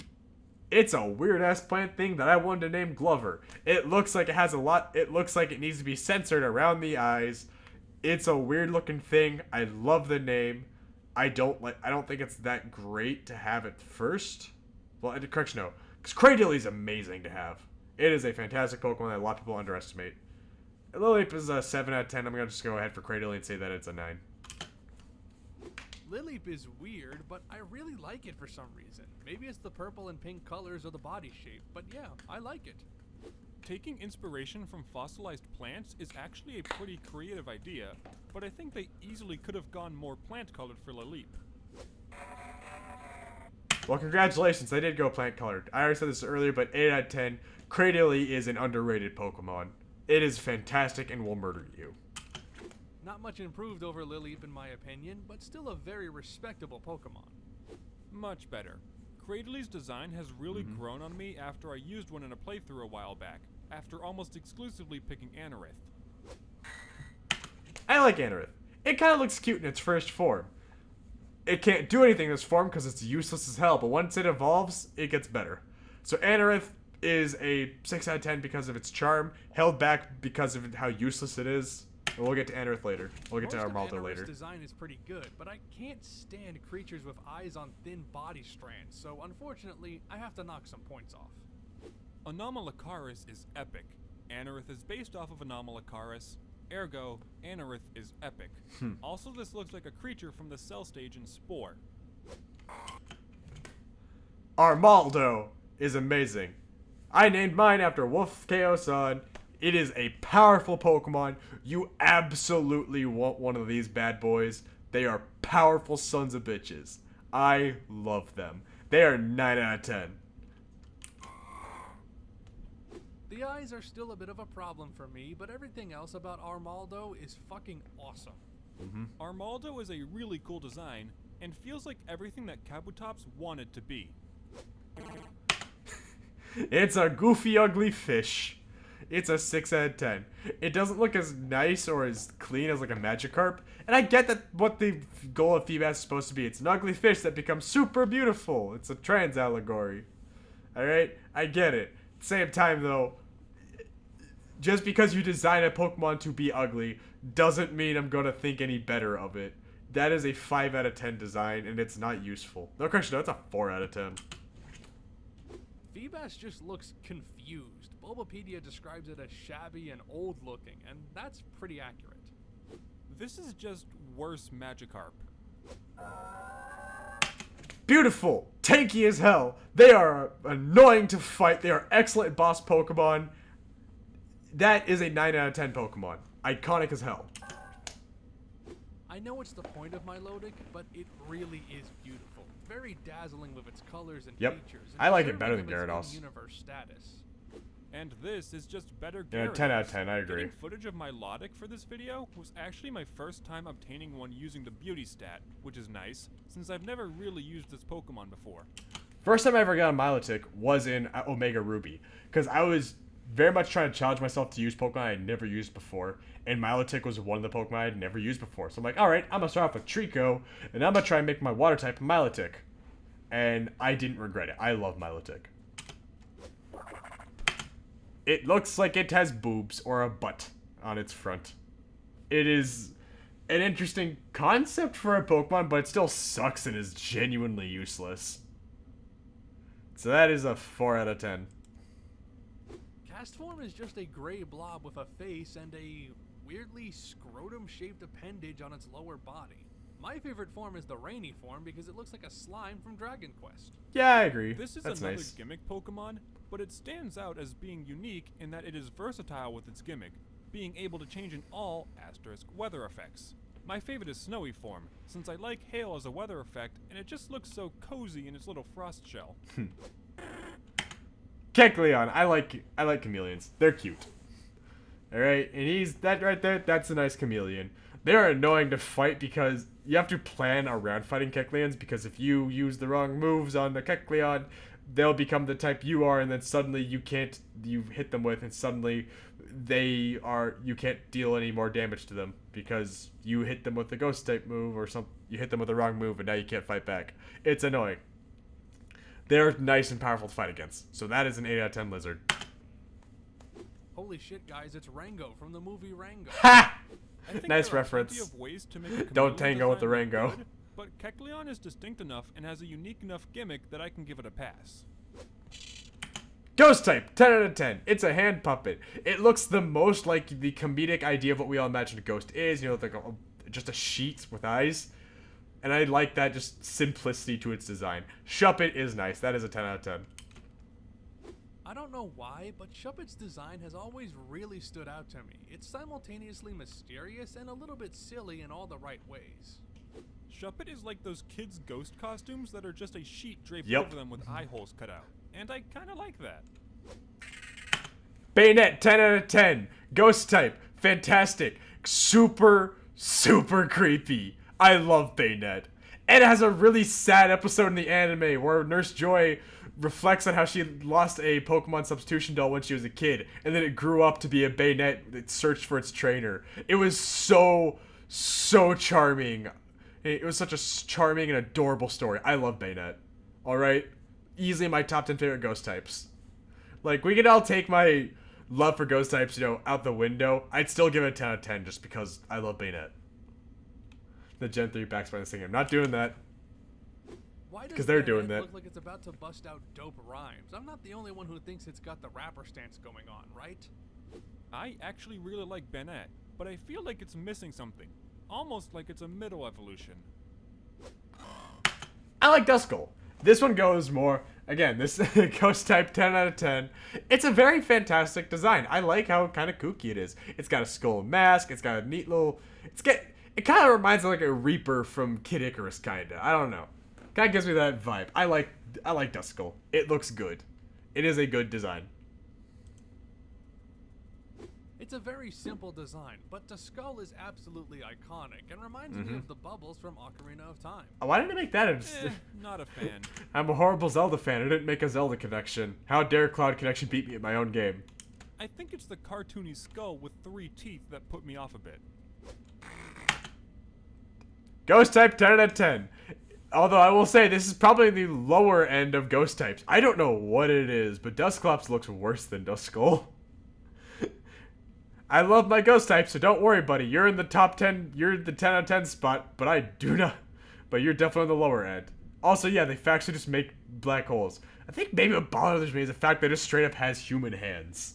I think that might be it.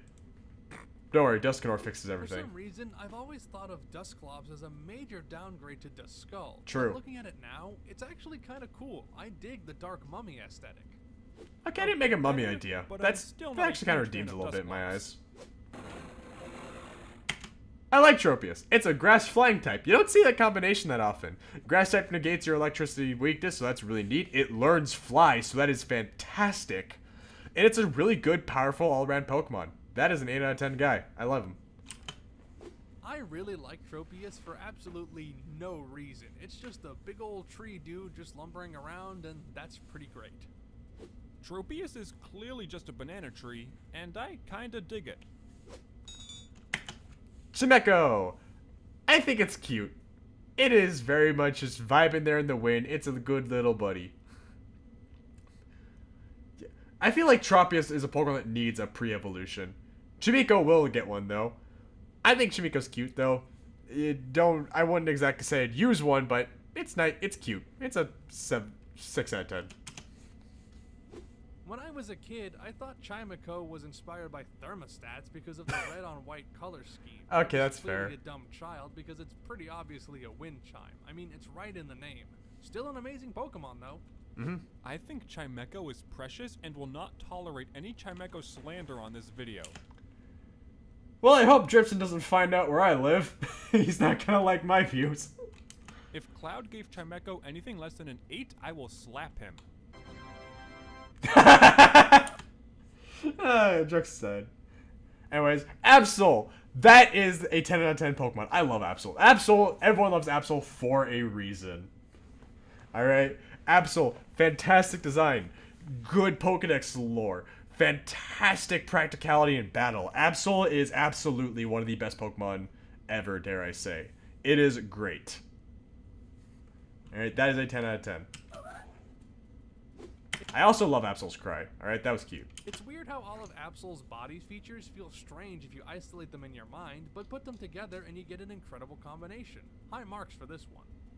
Absol is great and all, but I don't really think it's a stellar design. It almost leans into that too cool area, but not quite, so I still kinda like it. Much, Much more charming than Wobbuffet. I love Why Not. He's here to make a joke, because why not? I love him. He's a 7 out of 10 little buddy. I give this one a 7 because why not?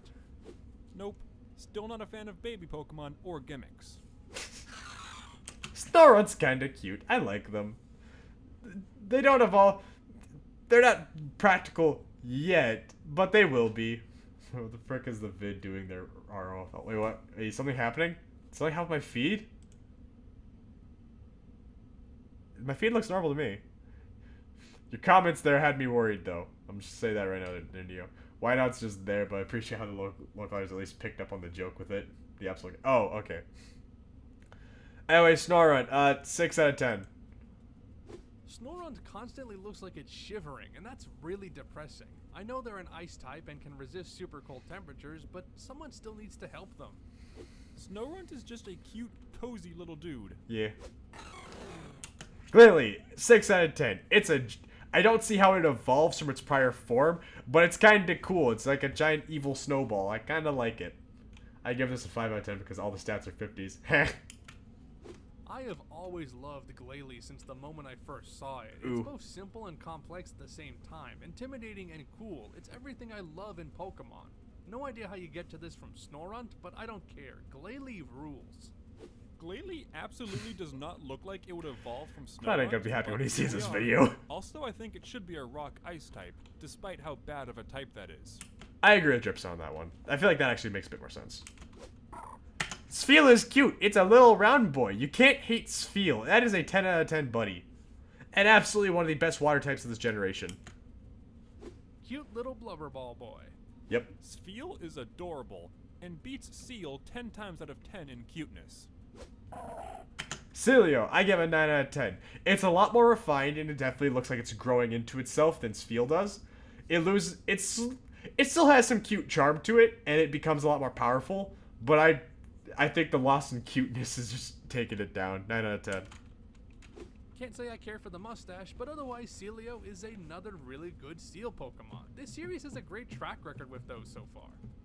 Not as cute as Spheal, but still a solid design nonetheless. Big, tanky, powerful.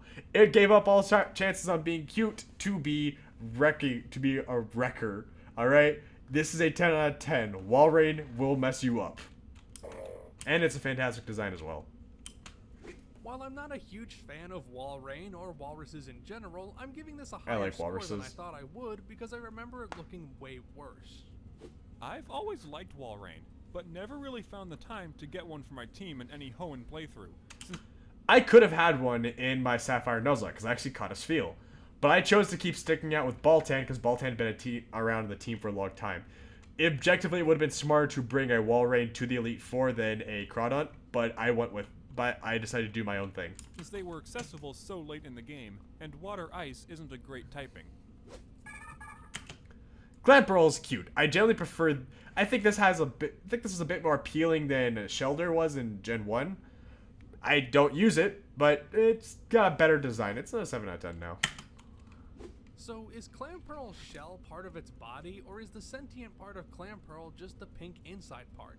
What is Clamperl's deal exactly? I don't trust it.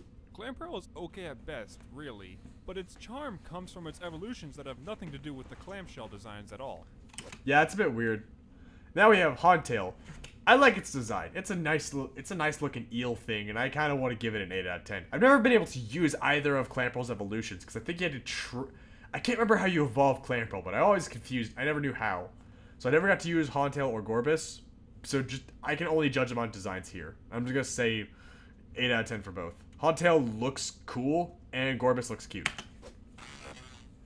Well, I say cute, I mean pretty, not but super extravagant design, but it works pretty I well. like eels. 8 out of 10. Okay, I lied. Huntail has a half clamshell as its head ornament.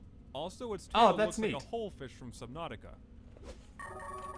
Gorbis looks pretty. Not cute, but pretty. I give it an 8 out of 10. Plus, it uses its little mouth thing there to drain the blood and organs of its victims. So that's creepy. never realized until now that Gorbis is somewhat based on mermaids, so I was really confused as to why they You couldn't tell? It has mermaid. It has shell boobs. were seashells on where its chest would be.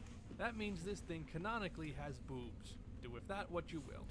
We saw a Pokemon with nipples earlier. And that was higher. That was much earlier in the Pokedex. I feel like this was expected by now. I lied again. This has clamshells covering where its nipples would be, I guess. And perhaps a clamshell at the end of its tail? I love Relicanth. Okay, it is a really cool and defined Pokemon. I like it. Rock. It's a rock water type, so again, quad weak to your grass types, and by not being ground, you are now still weak to electric types. I mean, you're resistant to them, but not great. I still think lore-wise, it's a fantastic Pokemon. I do like it. It's an 8 out of 10. Relicanth looks like a turd. I can't really explain why, but I really dig the Coelacanth design here. Love Disc. I hate this Pokemon. It's a small little heart. Okay, it's still useless. It's still one of the worst water types I can ever conceive. I hate Love Disc. Alright, that is a 2 out of 10. Simple, cute, but it works. God, this Pokemon is so bad. Like, it's a single-stage Pokemon that has the stats of a first-stage evolution in a 3-stage Base line, drips in. and it's a pure water-type to boot, which is probably the second most common type combination you could find in the whole series. Bagon is a cute little buddy who wants to fly, and will keep throwing itself off cliffs until it learns how to fly. I like Bagon. He is a 7 out of 10. No, he's an 8 out of 10. Looks like it has a silver mullet, and that's kind of weird, but otherwise it's an alright design. Bagon is actually pretty cool, not gonna lie. A pretty simple design that works well for a first-stage dragon Pokemon. Shelgon. For some reason, the dragon needed a cocoon. I do like that this one still maintains its legs, so you can see it, you know, it explains how it's moving around, and it's slowly getting grumpier. I like Shelgon, but less than Bagon. It's a 7 out of 10. Why this guy looking like a blimp? Okay, Shelgon It looks like a soccer ball. It's a dragon cocoon? The most dragon type dragon Pokemon, the most dragon looking dragon type we have seen. Like, you know, we had good old Dragonite in Gen 1, but Salamence looks like a dragon. I love his design. That is a fantastic 9 out of 10 dragon design. Like, it's not the best dragon type, but it's definitely up there as, like, I'd argue more iconic than Dragonite if you ask me. That's solely my nostalgia speaking right there. Look, it's just a dragon, but it's just too damn cool to not give it a 10. It's taken a while for me, but Salamence is totally awesome. Yep, I do prefer agreed. my dragons slimmer and sleeker though, so not quite a perfect score from me. Beldum looks weird. I can't say anything else. It's just a weird looking Pokemon. 5 out of 10. Beldum just does Yep. nothing for me, sorry to say. Agreed, Cloud. Not quite a huge fan of Beldum, but it's 3 not 5s on the terrible, board. at least. Maybe I'm a little biased receiving this as a gift from Steven so many times. So like with Diglett and Magneton, we're getting into that evolutionary line of it's just multiple of the same Pokemon grouping up. I like this line better than those because, at the very least, they're all attaching themselves to other things, so it's the same Pokemon in addition to other stuff. And I do like that. Matang has a bit more charm, as the Beldums are now arms as opposed to, you know, individual creatures. This has a lot more charm. This is now a 7 out of 10. Same with Matang. It's better than Beldum, but it almost feels like it's been Magnetonified here.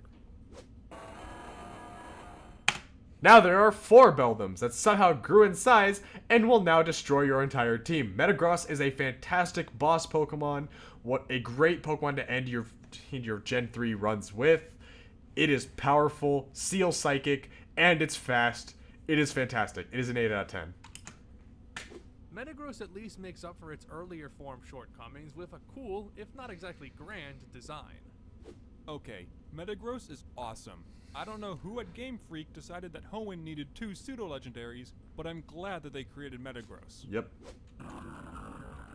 Now we have our legendary trio. We start off with Regirock. So all three of our Regis are all golems, and I think Regirock is objectively my favorite designed one. Practicality, I'd still want Registeel over the others, but Regirock looks awesome just because it's a collection of a bunch of boulders, and I think it looks neat. So I'd say it's like a 8 out of 10. I honestly gotta say that most of the legendary titans don't rank pretty high for me among the legendaries, and while Regirock certainly isn't bad, it really is just a pile of rocks. I don't see what's so special about it. I think it's, I don't know. There's something about the simplicity of it just being a bunch of interconnected rocks I think works for me. I think that Regirock is a bit too weird looking, and honestly doesn't quite fit with the other Hoenn Regis, but it's not too bad. And then we have Regice, which I hate. It looks so dumb. Like, it doesn't look like ice, it looks like diamonds. Alright? And that just doesn't vibe with me. In addition, it just looks dumb if you ask me. I'd say this is a 5 out of 10. It's a nice Pokemon. A bit better than Regirock, but still not a great design. 7 out of 10. This thing looks really cool. I, for some reason, still prefer Regirock's design. But it's also still really powerful. I do like Registeel. It's like a giant robot. I'd name it Terminator. Weirdly enough, this looks like an enemy you'd find in a sci-fi JRPG, and I get that Pokemon No, that's is fair. technically a JRPG, I can effectively see like fighting Registeel like Xenoblade. but it's odd how un-Pokemon-like Registeel looks. To be fair, all the Regis don't feel like Pokemon if you ask me. The best design that I'm giving a 1 purely for its Diamond and Pearl sprite, because yikes. Otherwise a solid 6 from me. Latios and Latios. I'm giving both the same rating of 8 out of 10s because they are both just really fantastically designed. And they're really cute. If I were to say I prefer one or the other, it would be Latios because I like the color blue more. Even though Latios is happier and just looks like it has more personality. They're both really good. I like both Latios and Latios. They're both 8 out of 10s. The legendary Pokemon rarely ever look cute, but Latias and Latios look absolutely adorable, and I just want to pet them. Also, Latios died in the Pokemon like Forever movie, or whichever one was centered around both of them. So just that's a fun little fact. I think Latias is a pretty solid Pokemon design. I just wish that there was another one that was blue. There he is. The same, but blue. Love how there's two sets of Pokemon in this generation that are basically red and blue palette swaps. I think Latios is a pretty solid Pokemon design. I just wish that I wouldn't make the same joke twice. As a kid, I obsessed over Kyogre because my favorite color back then was blue. I still think it's a fantastic looking whale Pokemon. It is nice. The little red outlines and such, give it that whole ancient like deity design. I love Kyogre to this day. That is an 8 out of 10. I kind of wish Kyogre had a different color for its body accents other than red, but otherwise Kyogre looks badass. This used to be my least favorite of the mascot legendaries in Gen 3, but now I think it has the cleanest design of all of them. I love Groudon. I think it looks better than Kyogre. I'd say it's a 9 out of 10. It's powerful. It's tanky. It is good. Like, it definitely looks edgy, but I still love it. It looks like a giant lizard. Like, there's a specific lizard I'm trying to think of right now, but I can't name it. I don't know. But it looks amazing. And all the spikes look stupid, but I love it. It's a 9 out of 10. This rating is pure nostalgia, because I grew up playing Ruby with Dripson, and us finally battling and catching Groudon on the school bus one afternoon is still a vivid memory for me. But really, it looks awesome. Pokemon Ruby was my first Pokemon game ever, so I do have a soft spot for Groudon, but its design is honestly a bit much for me now. Nah, Cloud's right. Rayquaza is 10 out of 10. It is definitely the best of the three. It is simple. It is ancient. It looks, dare I say, it's almost perfect. I love it. It is a fantastic Pokemon. It is strong. It eats meteors. It's amazing. And it's a Mega Evolution. So, you know, even better. 10 out of 10. Although I didn't play Emerald nearly as much as Dripson, since that was his game more than it was mine, I still think Rayquaza is one of the single best designs for a legendary Pokemon in the history of the series, and I especially love fighting him in Super Smash Bros. Brawl's Subspace Emissary. This is my favorite legendary Pokemon of all time, and easily one of my favorite Pokemon in general. If Good. I also said, for unrelated reasons, that Emerald is my favorite Pokemon game, would you believe me? Jirachi's adorable. I love Jirachi. It's a Steel Psychic type, with just like Metagross, but it's legendary this time. It is fantastic. Well, technically mythical, but yeah. I like the lore. It wakes up every 1,000 years to grant a wish, and then it goes back to sleep. Big mood, Jirachi. I love it. It's a very nice design. It's a good Pokemon. It's a 9 out of 10. Better than Metagross. Jirachi's pretty cute, but that's all I've got to say about it. Oh boy, the Mew clone of this generation. Jirachi is actually a pretty nice design, but nothing spectacular. I like Jirachi more than Mew. Deoxys looks fantastic. Matter of fact, I don't consider Deoxys Pokemon. I like to think of it as, an Ultra Beast like we'd see in freaking Alola. It is a very nice alien-like design. I like its speed form more than its power or, no, I think I like the power form more. Yeah, no, the power form. That's what I'm thinking of. I said speed, I meant power. Short end, Deoxys looks fantastic. That's an 8 out of 10 Pokemon. It's pure Psychic, but I do love Deoxys' design. Interesting choice to end this generation with a spindly-armed, robot-looking dude. Oh, is this really the end? I don't much care for any of the Oh yeah, we really are almost so done. I suppose I'll name the attack form as my favorite. Yeah, the attack form is my favorite too. Deoxys is a design that is so out there, it almost comes back to being really cool. I'll give it the extra point for the Omega Ruby Alpha Sapphire post-game Delta chapter though. Also my favorite is Speed form. Yeah, no, I still And prefer that's all the the Gen attack 3 form. Pokemon rated. Let's turn it over to Dripson to analyze that data. Okay, Thanks, let's see Vlad. the data, and then I First, can go of get dinner. course, we're keeping a running total of our average scores for each generation. Cloud's average score was a 7.03, his highest so far by a sizable margin, Yep. while mine was a 6.22, leading to a combined average of 13.25, the best score on average so far. If you took my numbers into account, it's gonna jump up a lot more, and I think it might just be a lot. All three of us might just be nostalgic for Gen 3 because a lot of us we all said it was our first. Of all 135 Pokemon from this generation, we gave 25 of them the same score, and again, most of these were Pokemon we both loved. Next, let's take a look at our total score counts for Gen 3, and as you can see, it's pretty clear why Cloud's average score for this generation was so high, with less than 10 Pokemon receiving a 4 or below, and none getting a 1 or a 2. His higher ratings definitely brought that average up. Yep. Meanwhile, I was more consistent across the spectrum, tending to favor middling to good scores, though it should be said that I gave out significantly more 9s and 10s this time than the previous 2 gens. And as always, here's a quick recap. Fast forward to this so we can get to the awards. First up, the awards for best and worst starter Pokemon based on the combined average of all the creatures in each starter. I want to hurry up and get dinner. By a wide margin, the Perfect Partner Award goes to the Blaziken line. We know it's I not prefer the least Mudkip. popular opinion, but when Torchic almost gets a perfect score, you know it's at least going to be high up there. That's a And good the one. Atrocious Ally Award goes Trico. to the Swampert line, though it should No. Bad. be said that Swampert and its pre-evolutions still got pretty decent scores. No, we're gonna just scroll down so I can see this. Just kidding. Next, we have the awards for the best and worst legendary Pokemon, and considering it received a perfect score of 20, it's no shock that the Mythical Masterpiece Award goes to Rayquaza, although Yep. the other 2 members of the Weather Trio also deserve some recognition. That And makes the sense. fantastical flop goes to Registeel, solely because of my insanely low score due to, that unfortunate hand Yeah. gesture. We Rest will in note peace. that if I gave That was Registeel a bad. different rating while ignoring that damning factor, then Regirock would take this award instead.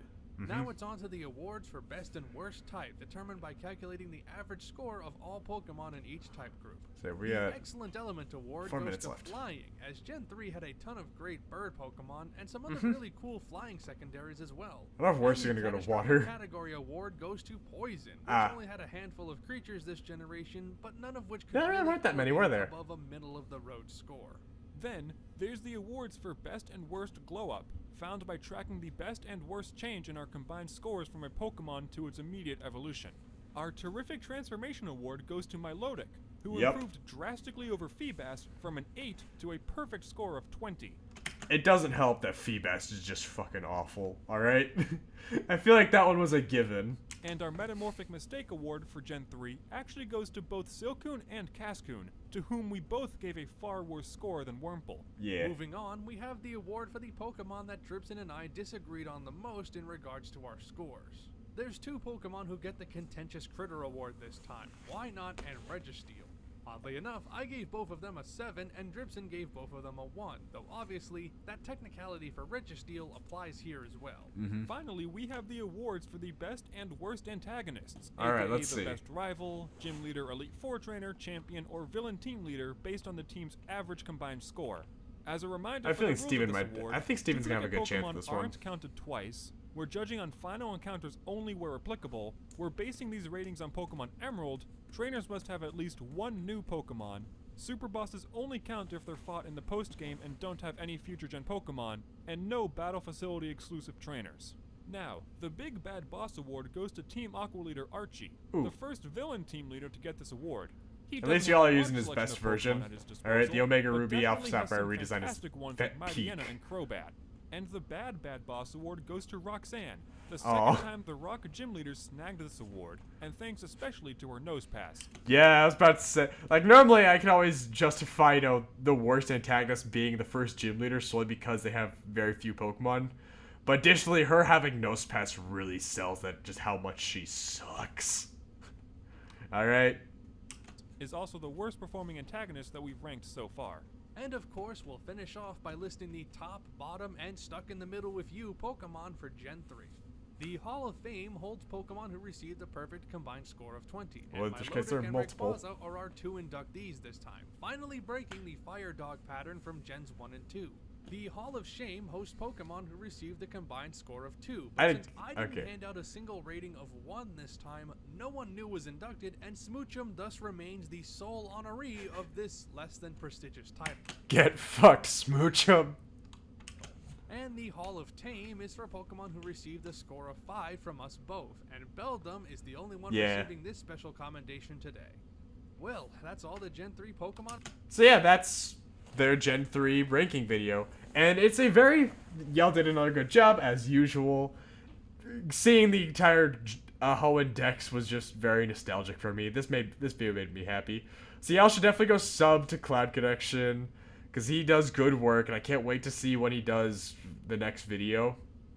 Who knows, maybe when that one happens I can do it. If he doesn't do that in the month of July, it happens in August, we might be able to see me do that one just immediately. Anyways, I hope y'all have a good day. Go sub to Cloud Connections. He does great work. Sub to me as well. It means a lot. In the meantime, I'm gonna go get some dinner. Y'all take care. I'm hungry.